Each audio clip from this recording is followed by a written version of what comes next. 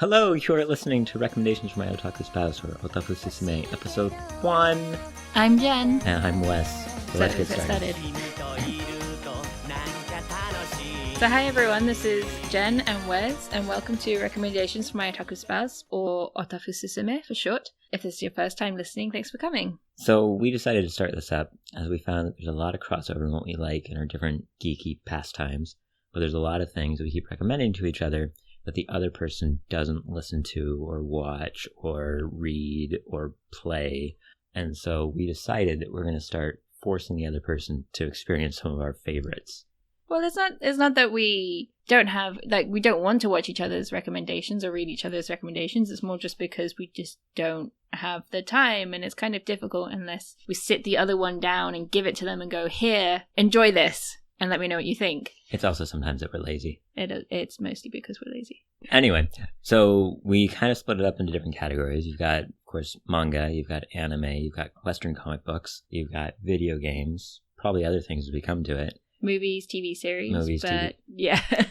And so we're going to recommend something to the other person, and the other person will have to go experience it. Maybe not watch the whole show or read the whole comic, but enough of it to get a good feel for it and get an idea of what it's about. And hopefully if they enjoy it enough, they'll keep reading or keep watching it all the way to the end. Yeah, we'll see.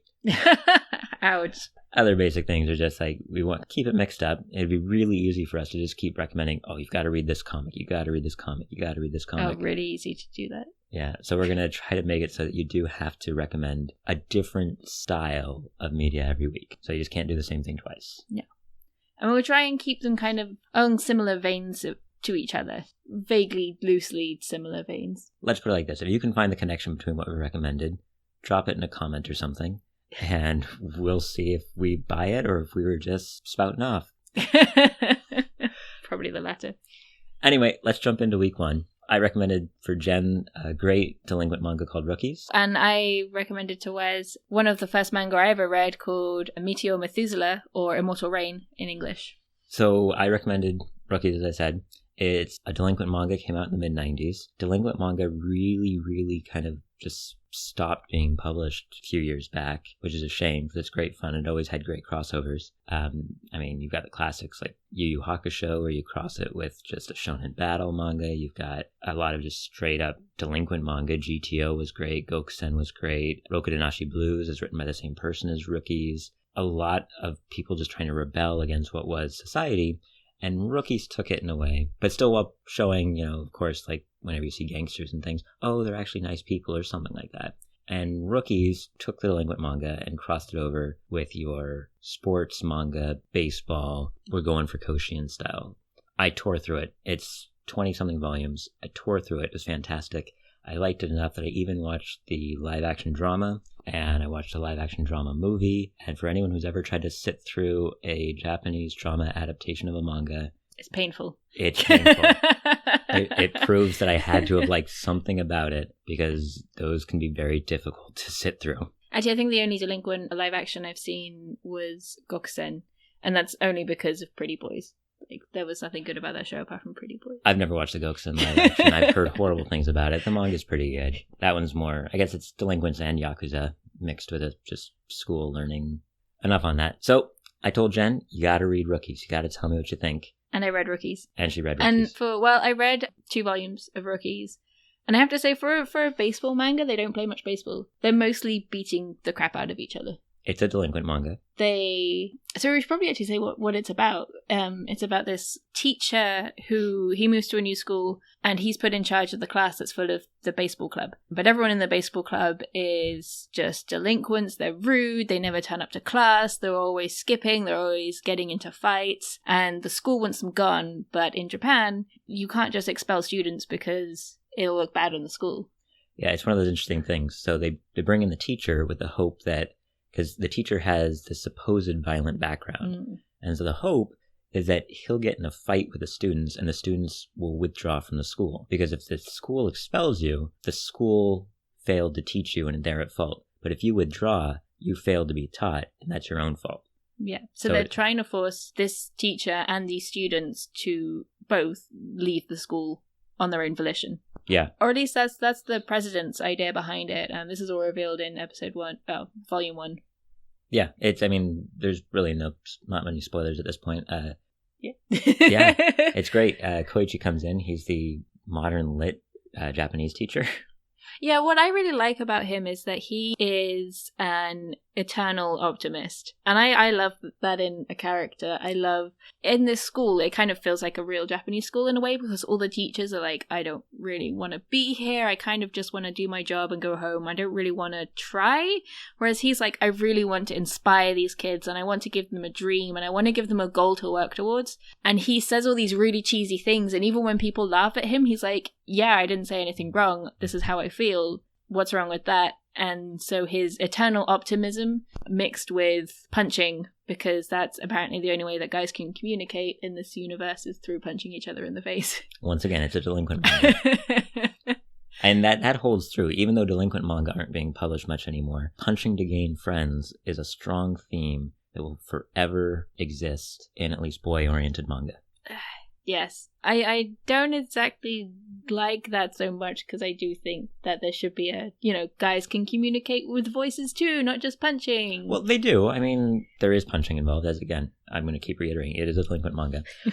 But there are some great scenes. There's one of the members who's still on the team. So the team was unofficially disbanded the year before because one of the rookies, one of the first years, hit a player on an opposing team with a baseball bat, and a fight broke out. Oh, not just any fight, though. Like, the entire baseball team and the whole school went onto the pitch and beat the crap out of the other team. Field. But, yeah, so what happened, it was a bench-clearing brawl. For all you Americans, you know what that is. And in Japanese high school, baseball is a huge thing. And so not only do you have the players on the team, but then you'll have everyone else who tried to be on the team. And so the rest of the team, the rest of the rookies, were sitting in the bleachers. And they're the ones who flooded the field to join in the fight when they saw their fellow first year essentially start this fight. He'd been hit by a pitch, and instead of just taking his base, he decided to take out his frustration with his bat. And so all the upper years left. They left the school. The team was banned from participating in any tournaments. And so they went to other schools to try to give themselves a better chance at continuing to play baseball. The first years, they stuck around and they said, whatever, we're just going to rule this now as our own little club.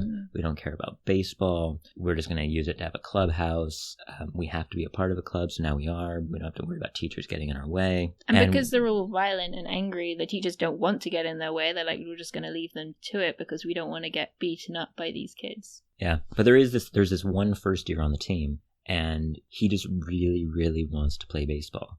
So they kind of make him into the go for the team, and he's the good character at the beginning. Being the style of manga it is, they're all good characters. But he's just really pure and innocent, and he really just wants to play baseball. So he's joined the baseball club because it's what he wants to do, even though the club doesn't play baseball anymore. So when Koichi, the teacher, shows up, he sees this as an opportunity that maybe the club can get back on track. And he ends up cornering that kid, and he's like, this kid is angry, he's frustrated, and he's like, the teachers never listen to us, the teachers don't care. And he's like, oh, I care, I'll listen to you. And they have a bit of a fight, and then when he realizes, oh, he does actually care, that's when he kind of starts to change. But it's really slow, and you can tell it's going to be slow because it's an entire baseball team of really angry kids who will beat the crap out of each other if they see the other one showing any weakness. But I think that's the main character. That's the one with long hair. Oh yeah, I'm talking about the babyface short hair one. Oh no, he doesn't get in a fight with the teacher. He does. No, he doesn't. He tries to hit him with a bat, and Koichi kicks the bat out of his hand, and then he ends up breaking down and crying.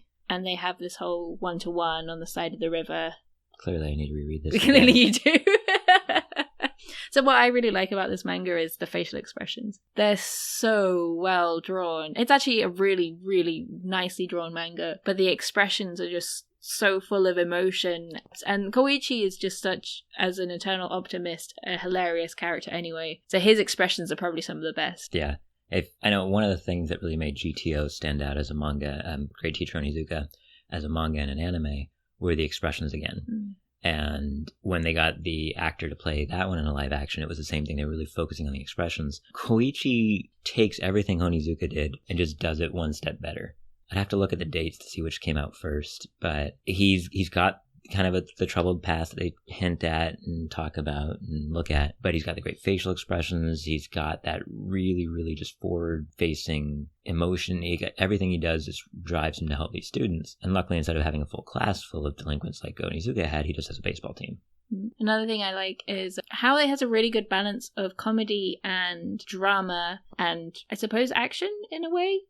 Like it builds up all of this drama centered around something that's happening at that time, but then will slip in something really funny. Like one of the students breaks into the teacher's office to steal a key when none of the teachers are there. When he hears the vice principal and Koichi come in, he hides under the desk. And at the end of the conversation, he ends up running out of the room and Koichi's chasing him down going, "No, stop! That key's the key to my apartment!"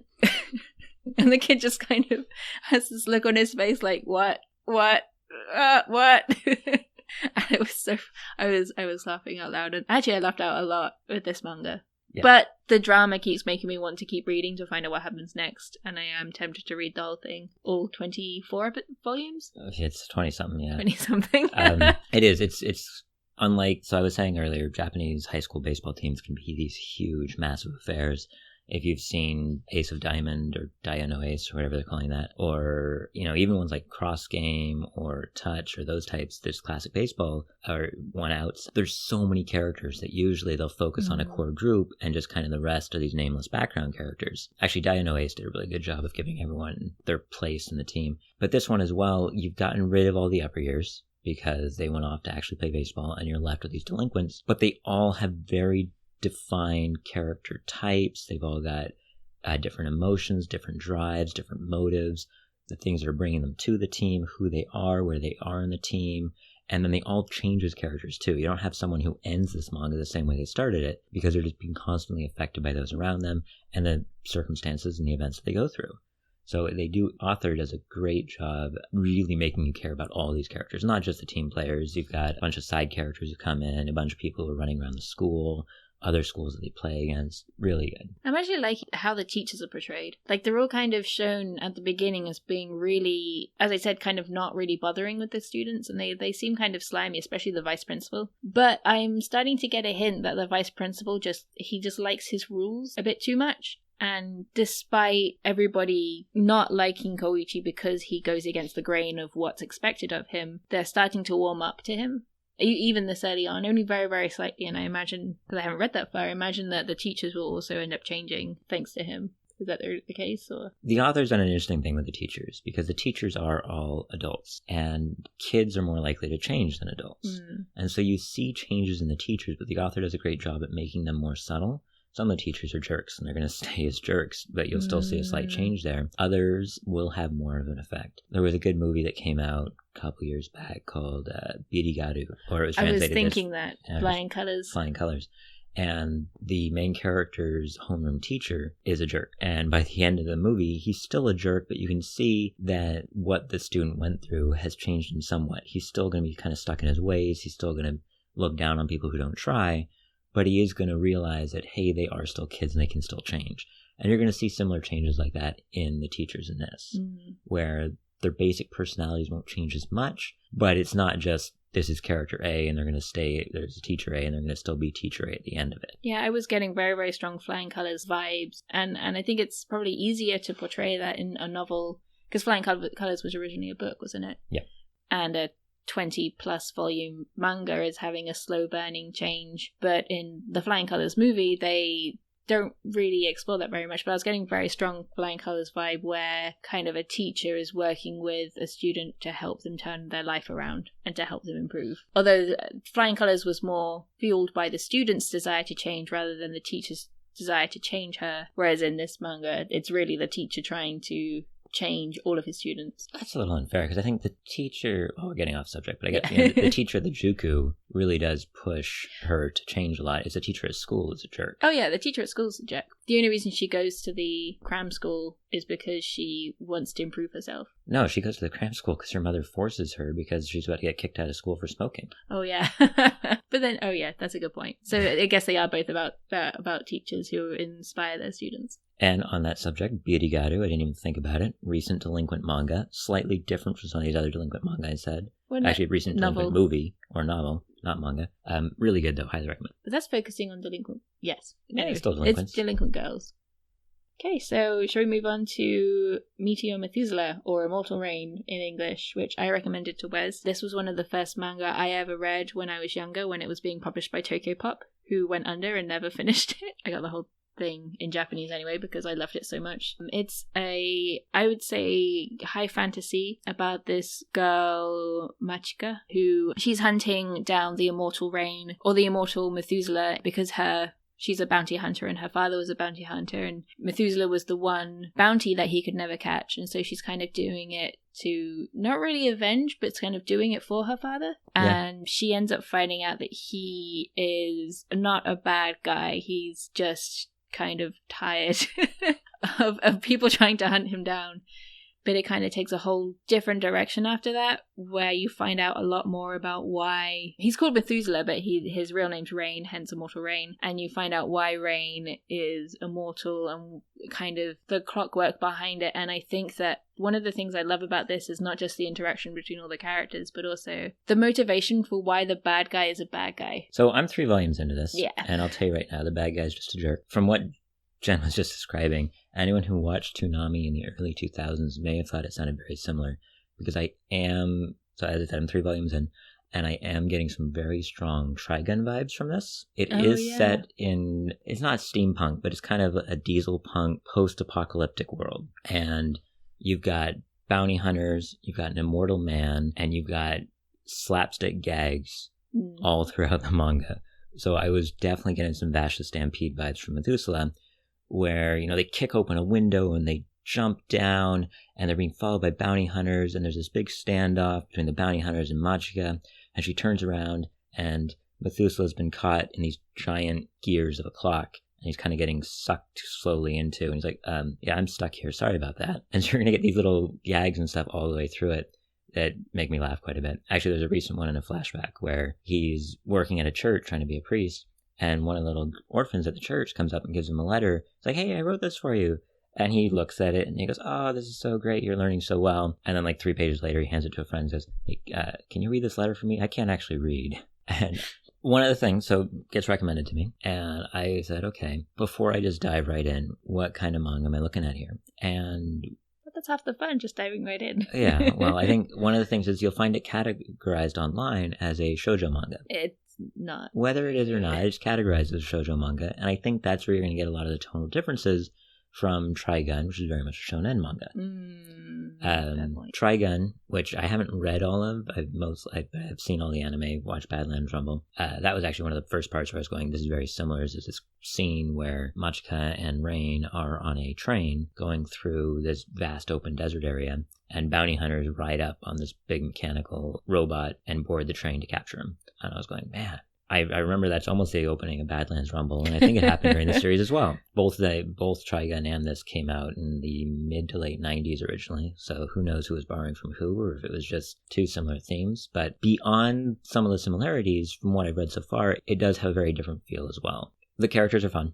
I like the characters. There are some times when I guess what I'm really getting the shoujo vibes from is that there are some times when I really just want them to talk to each other, and they don't. Yeah. We'll see if that changes sometime over the next 8 volumes, but for right now, there's some times you're going like, you guys just had this whole emotional moment, and now a page later, you're clamming up, and I know someone's going to run off in tears, and it's probably going to be Machika, because when Rain cries, literally it rains, so... Oh, yeah. Well, it's because when he's crying, it's because of something really, really horrible.